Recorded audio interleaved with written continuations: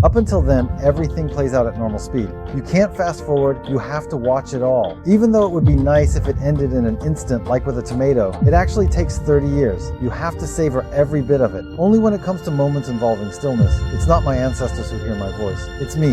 That bitterness, the past and the present, they're all connected.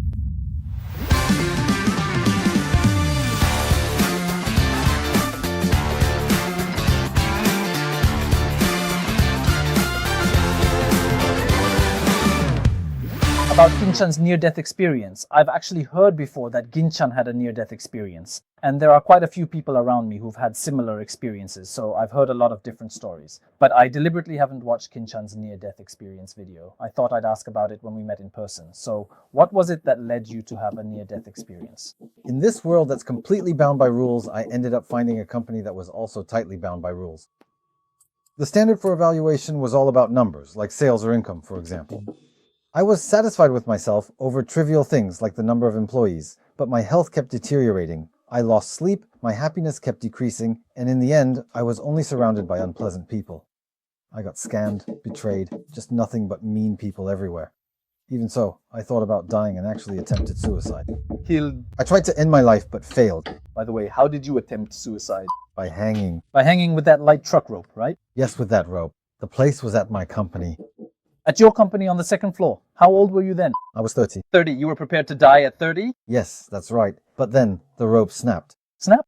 Yeah, it snapped. It broke 5 times. I was like, what is going on? I was determined to die. I braced myself and jumped, but the rope kept breaking. The frustration of surviving when you really wanted to die is just overwhelming. The pain of not being allowed to die when you truly want to is beyond words. It goes beyond sadness to a whole new level of sorrow. You were truly determined. They cheered me on. So you tried to die thinking, this is it. But the same thing happened 5 times in a row? Thinking it impossible, I used a bath towel instead. A bath towel? Yeah, because it's thick. I thought it wouldn't tear, so I tried it that way. Finally, I got to the point where I was just about to go over to the other side. My soul was about to leave my body. When you say that your soul actually left your body, do you truly have a clear memory of that happening? Yeah, it was terrifying because I was just hanging there helplessly. Then suddenly the rope snapped and I fell straight down. My head split wide open and I was bleeding everywhere. I could actually see it all happening from way up above. The towel snapped at just the right moment, and when I fell, I lost consciousness from hitting my head. Yeah, so even the towel broke. So in the end, I didn't die. It was almost like some invisible, powerful force was saying to me, it's just not your time yet, you know? I guess even the Grim Reaper himself had a really hard time cutting through a thick, damp bath towel. He simply couldn't cut it in time, so I ended up having this strange, out-of-body experience right after I died. I was really curious about what would happen. If I was going to hell, I'd already be dead, and I think I'd conquer everything there, like the sea of fire and the mountain of needles, like a triathlon, and come in first place. I see. For someone who tried to die, you sure have a positive outlook. Yeah, I guess I'm pretty motivated. It's amazing, right? I've thought a lot about dying. And if before I die I actually end up in heaven, well, that's fine too. There'd be heavenly maidens wearing those see-through outfits. Those see-through outfits. Yeah. That's the image I had. And I imagined they'd be pouring me drinks, you know? But there was nothing there, so I thought maybe I should just go up to the clouds. I kept waiting, wondering when someone would come to get me. But no one came. I was just drifting around. Then I thought, maybe this is my chance. I can pass through walls, and since I'm transparent, no one can see me, right? So I decided to go to the women's bath. You know, a male acquaintance of mine who had a near-death experience did exactly the same thing. Men are such idiots, aren't they? No. Everyone would definitely do it. I'd probably do it too. You're transparent, and people on the other side can't see you, right?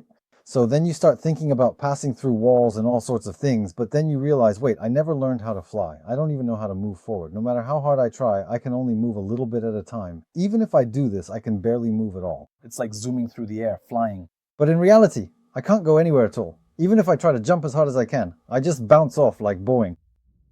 Even if I try to do something in midair, I can only manage a little wake, and my landing is slow too. I realized I really can't go anywhere like this. That's when I understood. I have to study this before I die, or I'll never get anywhere. So... And besides, there's no one around to teach you things like that, you know? I thought, well, that's disappointing. So if I was going to die, I might as well just hurry up and go to the afterlife. And if I wasn't going to go, then I should just put an end to it all.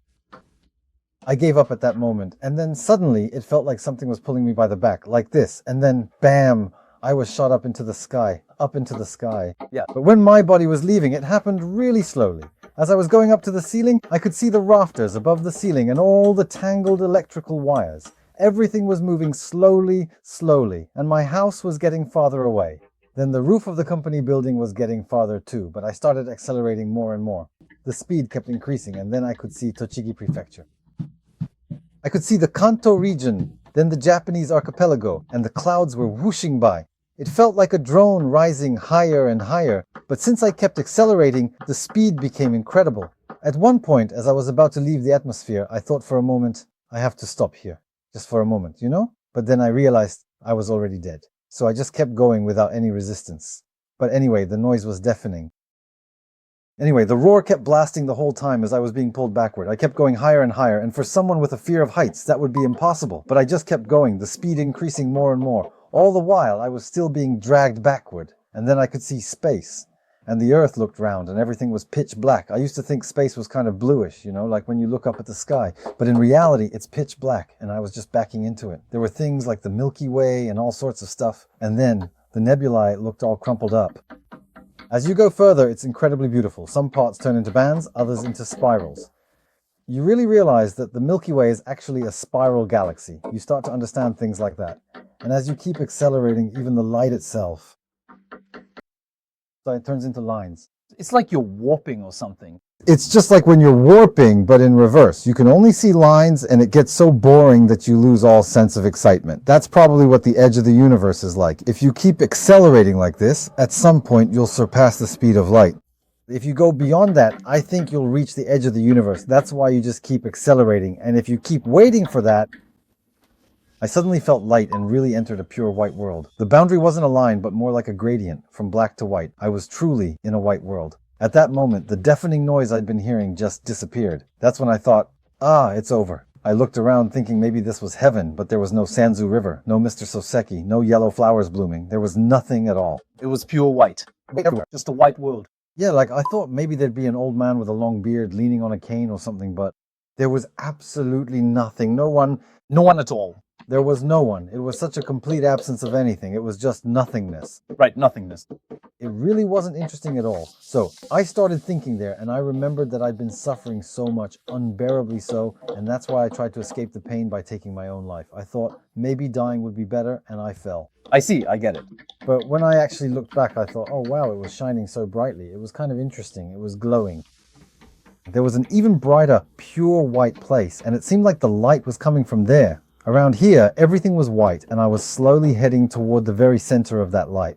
I was moving toward it slowly, but it felt like I was being drawn in, like tadpoles swimming in. All these glowing, wiggling things were going in, and I realized, if I go in there, that's the end of everything. I understood that. I had intended for it all to end when I hanged myself, but that I really didn't want. It hurt. It was unbearably hard. But if I could live, I thought maybe I could just do all the things I wanted to do but held back from, and not do any of the things I hated and found painful. And then, after that, it would be okay to die again. I'm dead already. The moment I said that, I was pulled back again. Bam! A tiny black dot started expanding rapidly, and I was plunged once more into pitch black darkness. Then I started flying through the universe again. But this time, it was completely different from before. There was another. I kept seeing images of myself being born with a cry. My mom was there, and since I was a premature baby, I was put into an incubator. I saw all of that. If I were to start over, I would possess that body, so I couldn't see with my own eyes. Not because I was a baby, but because I was watching it all objectively from the side. I was made to watch everything. My whole life since birth flashed by like a revolving lantern. I wished it would be over in an instant, but it took 30 years. I hanged myself at 30, and until then, I had to watch everything. I had to watch it all at normal speed. No fast forwarding, nothing. I saw everything. So, for 30 years on my own timeline, I had to objectively watch my entire life, every single part of it. That's awful. There were painful memories, there were good memories, and I had to fully experience every single moment of happiness too. There were things I wanted to fast forward through, things I didn't want to see, but I had no choice but to watch them all. Even while I was sleeping, I was just sitting there next to myself. At that time, what kind of space were you in at that moment, Richan? I was back in outer space, back in the universe. While I was thinking that, I returned. So, even while you were moving, that footage kept playing, like you were being forced to watch a video the whole time, right? It wasn't as boring as before, but it was still boring while I was asleep. During that time, I thought a lot about everything that happened today, like when Dad held me, or when I threw the yellow flower blooming in the garden and it spun around, or how Grandma gave me breast milk instead of Mom while she was in the hospital. I realized I grew up like that, and I just felt grateful for so many things during that time I was asleep. Yes, while I was sleeping. But when I'm sleeping, I don't feel grateful for anything. Probably, but I'm watching it. Yes, I'm watching. Exactly. The day ends with nothing but gratitude. I've been doing that all along, and I kept thinking, I wish my story could reach you there. But then I'd think, there's no point in confessing here. Or, yeah, I'll just get rejected anyway. Or, it'll just make things awkward, so you better not do it. And so on. Just all of that. I want to say it, but because my voice doesn't reach, I end up trying, failing, and then crying or getting angry. I watch myself and think, what an idiot. But there were 2 times when my voice actually got through. The first was when I was 5, just before I was about to be hit by a dump truck. And when I was 17, that car. At the intersection, the brakes didn't work. I crashed into it on my bicycle. I realized that my voice only gets through in moments that involve stopping something. I see, I've heard something like that before. There was someone who had a near-death experience. They were about to be hit by a car, and if they kept going, they would have been run over. But they heard a voice, stopped suddenly, and right then a truck sped by right in front of them. It was really close. They actually said, whoa, that was incredibly close. But unfortunately, they still got hit. They got knocked back quite a bit, flew off into the air, ended up with a nasty bump, and then they ran all the way home while crying loudly. When I was 17, before I crashed into an intersection, I actually crashed into a guardrail myself. My bike got totally wrecked and I was thrown off, but I survived. At the time, I told everyone that my ancestors must have saved me, even though I wasn't really there. But honestly, as I look back on it, I think it wasn't my ancestors, it was me. I see. You know, when I listen to people who have had near-death experiences, I often hear stories like that. They say they were saved or protected by something, but in reality, it was actually their own voice. That's right. You know, the past and present are all connected, so if 30 years have passed, that would make you 83 years old, right? But when you return to your body, it's still in a state that hasn't solidified yet. You should have white hair and look like a skeleton, right? But that wasn't the case. So, as far as I'm concerned, 30 years have passed, and on my own timeline, a lot of time has gone by. But when I return to my body, absolutely no time has passed at all. That's the first thing I realized, that they're connected. As a soul, it means that I am moving. I realized that maybe it's all stored in the hard disk of my brain cells, like a memory. So then, in what exactly? So the question is, where is it being stored as memory? And I figured it out. As I was walking through the universe, I realized it. In outer space, everything was made up of tiny particles, like little dots, dot after dot after dot. There are so many dots. Yes, that is exactly right. You see, those tiny dots form distinct shapes, like the structure of this body or the frame of this chair, you know? Every single individual particle in the various things found in nature is constantly influenced by something deep that is stored as a form of memory. Even if it's just space, like right now, Yonzo is here and I'm here, and even though we're not holding hands, it feels as if we're talking while holding hands. There's something like that, with these particles moving back and forth in this space. I see. Numbers. Mathematics, right? That's how this world is made, in that state. In other words, to put it differently, it's like waves or vibrations are connecting and resonating with each other there, exchanging some kind of information. That's what it is. The way I see it, it's electricity. Because it's vibrating, the particles become hard or soft, and that's how it works. So there's a magnetic field with north and south poles, and when that electricity resonates, if you're nearby, you gradually start to share the same field, and all the toruses align. That's what resonance is about. Because of vibrational resonance, the more the frequencies match, that's how everyone is connected, in that sense. People you don't get along with, or people you feel uncomfortable around, you just don't feel interested in being with them. That's right. You realize it's best to be around people who are always in a good mood. The fact that everyone lives together, getting along and laughing, actually means that when you feel discomfort with someone, you're sensing it electrically. But then you start thinking about it with your left brain, like, I have to be with this person, or they're my boss at work, or we've known each other for a long time, and so on. The moment those words come out, it's already over. It just means you're not compatible. That's right. If those words have already come out of your mouth, then continuing the relationship with that person any further is just clinging to something. Be decisive, cut it off, and make time to spend with people who truly matter to you. Otherwise, you're just wasting the time you could be spending with that person. So I really want you to use your time to be with someone you truly love, or with friends you genuinely care about. Time is limited, after all. Yes, within that limited time, even if it's just a moment or a lifetime, it's much better to spend it with people you feel comfortable with or people you love, rather than wasting it. And it doesn't cost a single yen. That's right, that's definitely the better choice. Well, you know. It's like what's said in the world of the law of attraction, how similar people are drawn to each other, or how like attracts like. In the end, it's not about logic. Basically, there are these little particles, and they're all properly connected to each other. So, for example, referring back to what I mentioned earlier, if you keep talking about weird news like affairs and everyone around you is always talking about that kind of thing, then that's the kind of people you'll end up surrounded by. When I was running my company until I was 30, the reason I wanted to die was because I was in that kind of world. That's all there is to it. But then I realized, no, that's not how it has to be. Now, I don't feel like I want to die anymore. There have been plenty of times when things were so tough that I thought dying would be easier, though. I think I made up my mind. Yeah, since I can't die anyway, I decided I'll only do what I want to do. So by dying, you kind of gained that resolve, right? And then what happened after that? Were you able to just zip back into your body? No, I couldn't go back. No? I just bounced off when I tried returning. Back. But I hadn't learned how to do that yet, right? I was like, oh crap.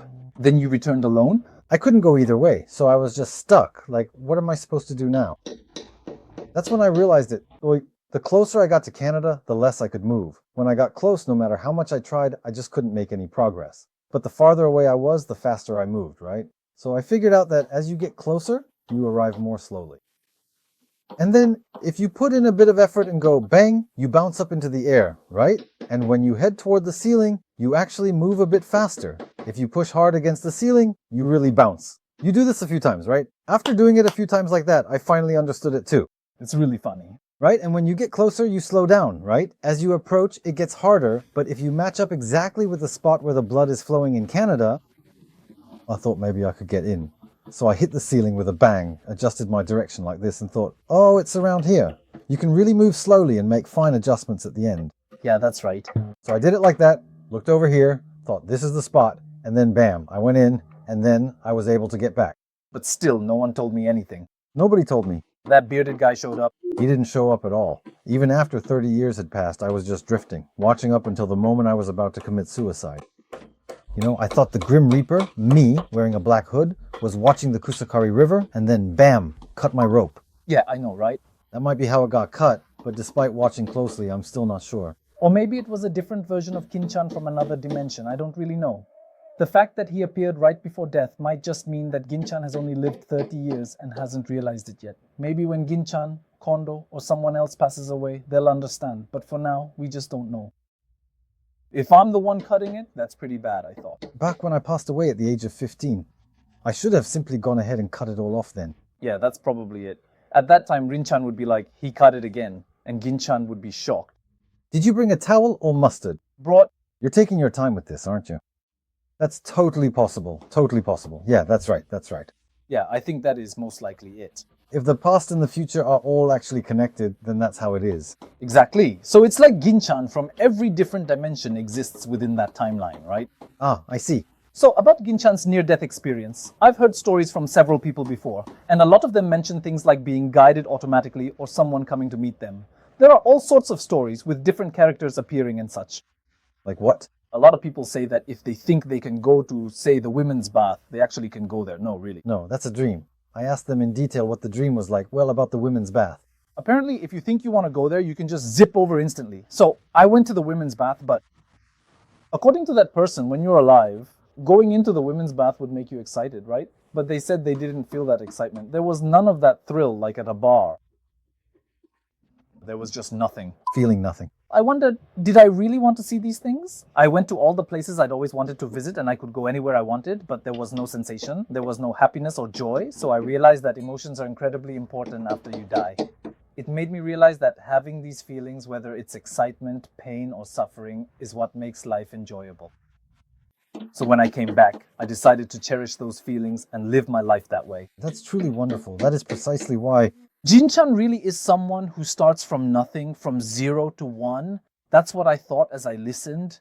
You think for yourself, you try to figure things out, wondering if it's this or that, and even before you return to that place, you go through your own process of trial and error. Near death. Listening to people talk about their near-death experiences, I realized there are so many different patterns of realization. Yeah, kind of. It's like by realizing that it becomes their role or purpose. By sharing that realization, well, whether it's about how to live or something along those lines, it all contributes to shaping the world. That's why I think there really is a sense of mission or a role to play. And that's probably why you couldn't die. So even the experience of dying, Ginchan, is probably something you'll carry forward from now on. Your activities with Covillage and what you're doing now, they're all connected. So if you hadn't had this experience, none of it would have happened. Yeah, none of this now would exist, right? Exactly. Yeah, on my 42nd birthday, I became homeless. And when I was in the forest thinking, I can't go on living anymore, I feel like I'm creating a place that I once wished existed, a place I would have wanted back then. Now, if only my past self could come here, I could say, you can just come here. When I was a kid, I grew up in a poor family, so even if I wanted to go somewhere or wanted something, I couldn't say it to my mom. I always held back, if it were the me from back then. I want to meet my current self, the 53-year-old me, but even if I wanted to go, I could not make it to Ishigaki. I've started covering the airfare for the kids, saying, we'll pay for the children's flights. I want to move forward with building this village in a way where everyone has a chance. So for the workshops, we cover the kids' airfare. When you think about it, that's how we're doing things. Maybe I'm doing it for my past self. Yeah. That's why I'm doing it. Yeah, I really think that's true. In the end, it ends up benefiting the world, even if unexpectedly. Hearing about your lease experience and the activities you're doing now, Ginchan, and the world you're going to create from here on out, I'm really looking forward to it. I've already broken through my limits, you know. No, it's a good kind of excitement. It's a kind of selfishness in a good way. When you live the way you want, naturally, people who truly resonate with you will appear around you. Ginchan, you're just marching straight down your own path. That idea of a reset, or what you mentioned earlier, Ginchan, you're simply walking your own road straight ahead. That is exactly right. Nice job. The title of this YouTube video we are watching is As You Love, As You Please, Love. That phrase sounds familiar, doesn't it?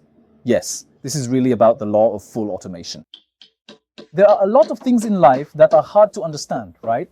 Since we only live once, after observing things for 30 years, thinking this and that, I realized that if living by constantly compromising for others and suffering is all there is, then it's better to just go straight down your own path.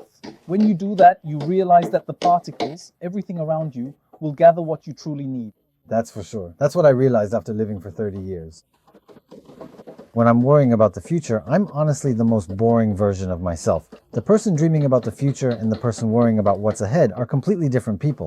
Right now, all I can picture is everyone 100 years from now smiling. That's all I can think about because I believe it's already decided. Like you said, since we only get one life and we never know when it will end, we should really live true to ourselves, live selfishly, and just accept that as okay. If you live that way, you'll end up working properly in a fully automated broadcast and you won't make mistakes. We'll help you. And you'll also be able to help others. That's where harmony is born, within that kind of give and take.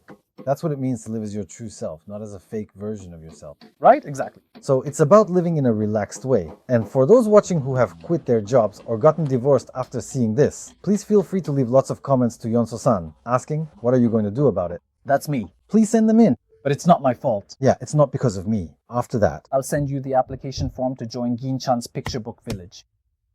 I see. I'll handle it all here. everyone you know. Digital image thief. That's what it is. I get it now. I'm on reception. Yeah, but Reception. the reception desk is here. Please use today's 7 chapters for reference. In the unlikely case you get stuck during your trial, If so, adapt it to your situation. make sure it fits your own body type. If it matches even just a little, that's good. It's okay. Regardless of the time, if it fits right, you'll surely return. Don't give up now. Never quit. Temple's way. Right. Really, today was just incredibly good. Same here. I planned to discuss something else, but the conversation went perfectly another way. Sorry for not going in a different direction. When the topic of the women's bath came up, I wondered where this was going, but in the end, as expected, we got to the story of Kanenosuke. That was great. And definitely, from 2025 onward, it seems like Otaru City TV will continue to follow this picture book village. We'll keep going, for sure. Yes, looking forward to it. Thanks again. Thank you very much. Thank you so much. Our guest today was Ginchan. Thank you, Ginchan. Everyone, please subscribe to the channel.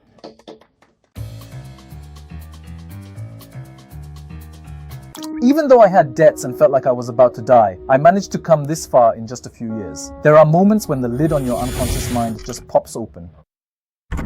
What you all truly want, what you want to experience in life, clarify that even further, and your life will start revolving around your true purpose. This is the complete version. This is everything I am right now. I truly hope that everyone involved with this will become even happier.